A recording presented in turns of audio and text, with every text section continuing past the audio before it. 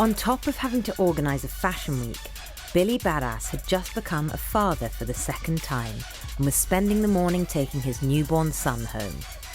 So to kill time, we decided to explore one of our favourite Atlanta urban legends. We went to meet the guy responsible for the face tattoo which catapulted Gucci Mane to viral fame. So Shane, what happened that day? He had quite a few tattoos on his face, and he felt that some of the ones around his eyes made him look like he had a black eye. And he wanted a tattoo that took away from those. I was like, I couldn't really suggest anything for your face. He was like, well, what about this? And he unzipped his hoodie, and he had just the largest piece of jewelry I've ever seen, this large ice cream cone medallion that was just covered in diamonds. And I was like, okay, I think I could put something together. Here's the stencil right here. Oh my God. One day I'll get around to framing it. Let me imagine. No way. He said, I want it to be rock and roll. And so that's where the lightning bolts came from. And with the burr. That was kind of funny. I saw a lot of people stating how I misspelled that. And, it's kind of funny if word. It's a sound. I mean, what happened, work the next day? The phone ringing off the hook, hip-hop radio stations calling. After misquotes got out, I just no longer really wanted to talk about it. What about the actual tattooing process? Was he a hard man, or was he a bit of a pussy? It was almost like he was asleep. Really? Yeah, he didn't move, didn't make a sound, unless we were talking. Have you found that there have been more rappers getting tattoos? Oh, yes. Oh, yes. It's gone from rappers having the little forearm tattoos to being fully covered. Tattooing in Atlanta, no matter where you tattoo, if you tattoo in Atlanta, you're an urban tattooer.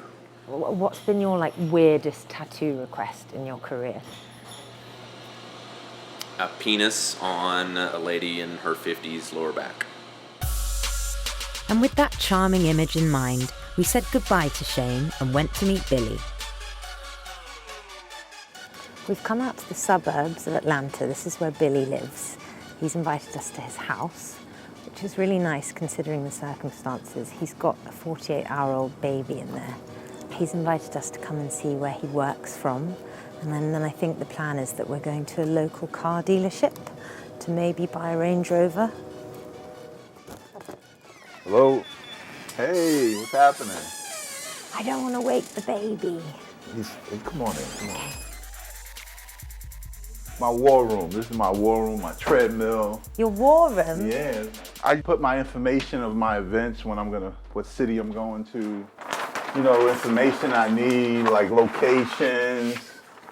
They gave me an award. I'm a pioneer in urban fashion, and they felt like they needed to give me something for my outstanding achievement. You're a fashion pioneer? Yes. Despite the disorganized appearance of the war room, Billy was keen to share some of his theories on achieving success. What was the book you were telling me about yesterday? Who Moved the Cheese? Who Moved the Cheese? This was about two rats that go on, him and Haw, and Skip and Scurry. They had a maze, it was a maze. Him and Haw went in first and went around, and they didn't see any cheese, so they came back out. Well, Skip and Scurry went in and kept going, and they looked, and they didn't see nothing, they kept going all the way, and then they found cheese. So him and Haw was like, man, they in there must have found some cheese, so they went and found the cheese where Skip and Scurry was. And after a while, the cheese ran out, and there was no more cheese. So what Skip and Scurry did, they went further in and looked for more cheese. And it took them a little while. They kept going, they found more cheese. But the moral of the story was that the cheese might run out. So what do? Are you gonna sit around and wait for more cheese in the same area, or are you gonna find another solution to solving the problem? What'll happen if the cheese isn't here tomorrow? I've made plans based on this cheese. It was clear that Billy had every intention of chasing the cheese. Maybe that was part of the reason behind taking his urban fashion week on the road, to find some exotic foreign cheese.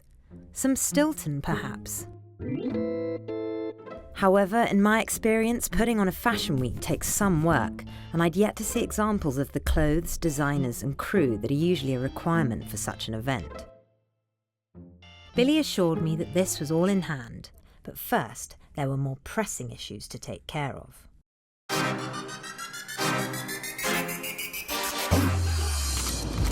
So where are we going? We're going to a dealership. I've been looking at some cars I want to get. And what car do you want? I want a Range Rover. Cool. Isn't that an English car? Yeah. People who drive Range Rovers really are like wealthy white women with kids. It's funny, right? That's hilarious.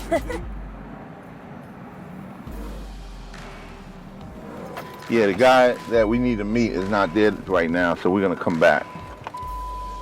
I don't know if remember Holyfield, the boxer? Well, he's being sued. The car that I'm getting ready to buy was his car. He's a celebrity. I like to have the car. It just reminds me of how he was at his prime.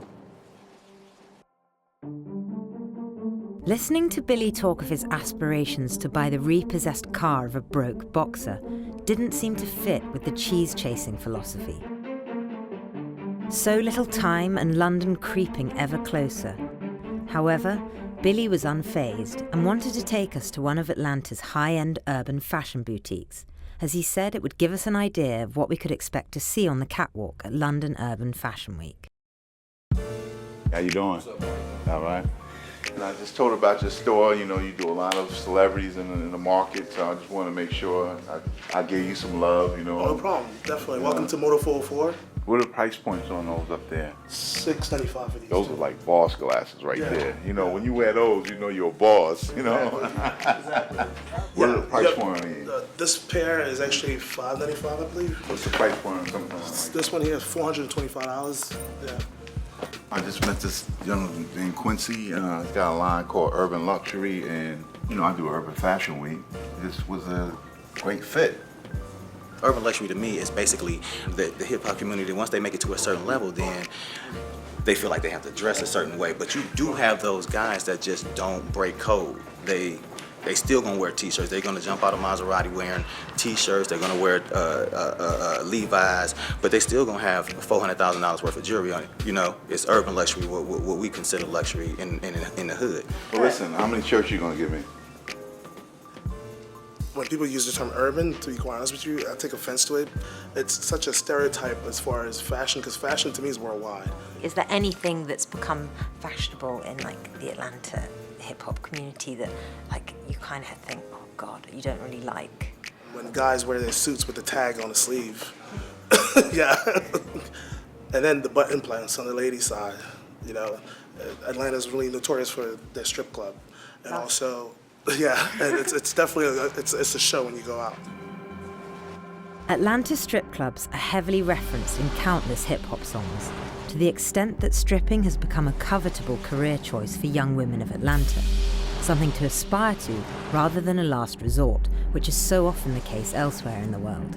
Bitch selling out the parking lot, leaving magic. 2 bad bitches and I got them out of magic. We headed to the Vatican of strip clubs, Magic City, to talk to some of the girls about pussy popping on a handstand. Oh, and fashion. My name is Passion. I just graduated from Alabama State University. This magnitude of this place helped me fund my way through school. This one individual can make thousands of dollars just by taking off her clothes and nothing else. Like, she doesn't have to be smart. All she has to do is bend over and shake her ass for money. Like, that's freaking crazy. Stripping is cool in Atlanta. Like, how did that happen? Big Meech from Detroit, but he came in the clubs and he's starting this Make It Rain era. Like, rain falling from the ceiling and it just looked like it's just trickling down. And money? Money, yes. Money just coming down. And he made stripping cool.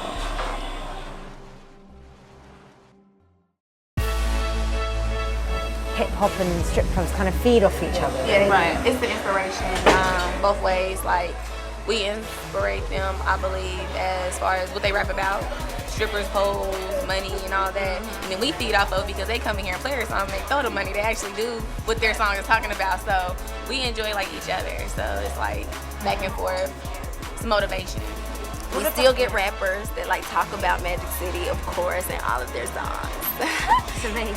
Yeah. Is the whole like style and expression of stripping like filtering down into Atlanta fashion? Like this club is like the most flashiest club like you're ever gonna see. The first time I saw these feathers and these glitter, glitzy bras and things were inside here, and now I see women outside of here wearing it too.